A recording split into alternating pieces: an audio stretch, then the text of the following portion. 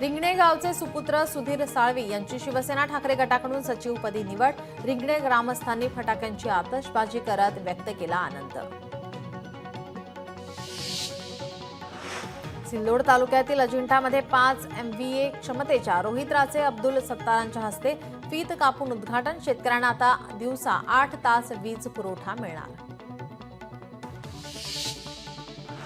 कराडचे आमदार आमदारकीच्या पहिल्या मानधनातून रिमांड होममधील निराधार मुलांसाठी आर्थिक मदत करणार. धुळ्यात 2 दिवसीय कृषी धान्य महोत्सवाला सुरुवात. आमदार राघवेंद्र भदाणे यांच्या हस्ते महोत्सवाचं उद्घाटन.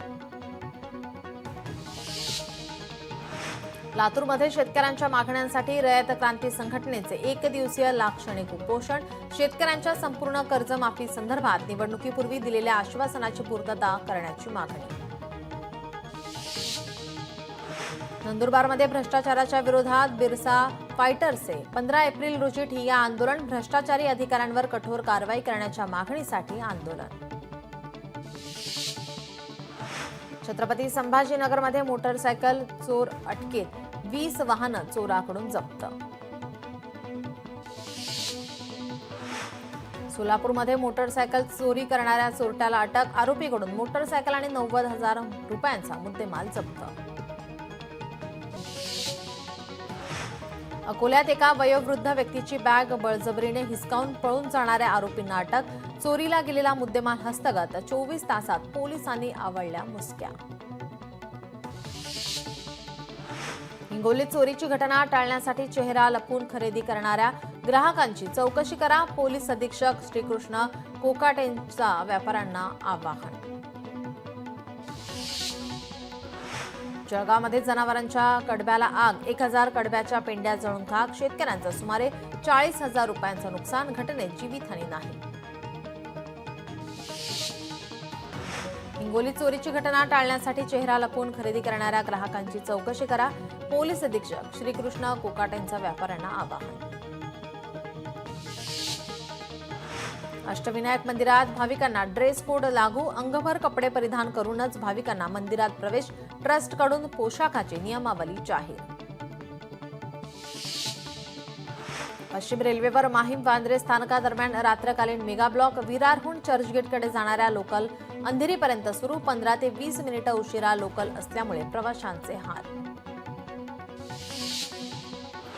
बुलढाण्यात जलसंधारण विभागांतर्गत 1,65,00,000 रुपयांचं गेडेड सिमेंट कॉन्क्रीट बंधाराला मंजुरी. यामुळे आता गावचा पिण्याचा पाण्याचा प्रश्न सुटणार.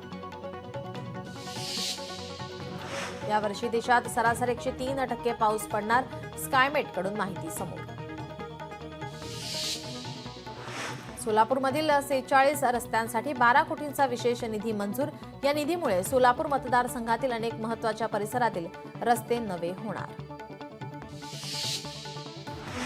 मालेगावात चैत्रोत्सवानिमित्त सप्तशृंगी गडावर परंपरेप्रमाणे कीर्तिध्वज फडकवलाय. दरेगावच्या गवळी कुटुंबाला ध्वज फडकवण्याचा मान. कीर्तिध्वजाच्या मिरवणुकीमध्ये भाविक उत्साहात सहभागी.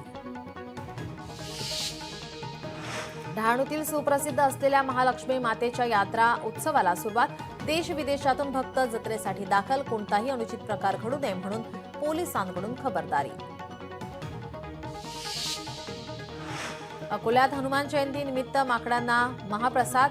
मुंगसाजी महाराज संस्थांतर्फे माकडांना मिठाई. वर्ध्यात कारंजा शहरात पहिल्या अग्निशमन वाहनाचे लोकार्पण. अग्निशमन वाहनामुळे आगीच्या घटनांवर आळा बसण्यास मदत होणार. बीडमधील घाटशीळ पारगावमध्ये भाऊ महाराजांचा 90वा नारळी सप्ताह. सप्ताहामध्ये हेलिकॉप्टरने पुष्पवृष्टी. पहिल्याच दिवशी हजारो भाविकांची हजेरी.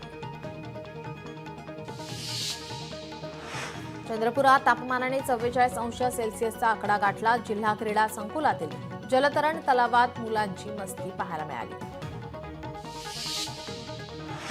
बदलापूरमध्ये उल्हास नदीला पुन्हा जलपर्णीचा विळखा.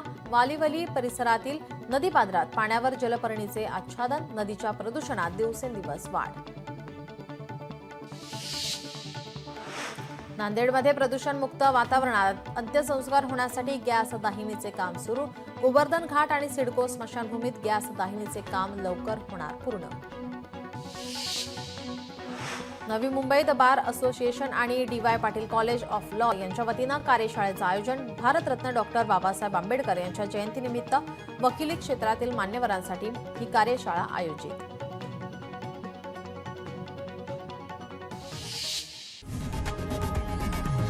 लोकशाही मराठी ऐका, पहा, जागरूक रहा.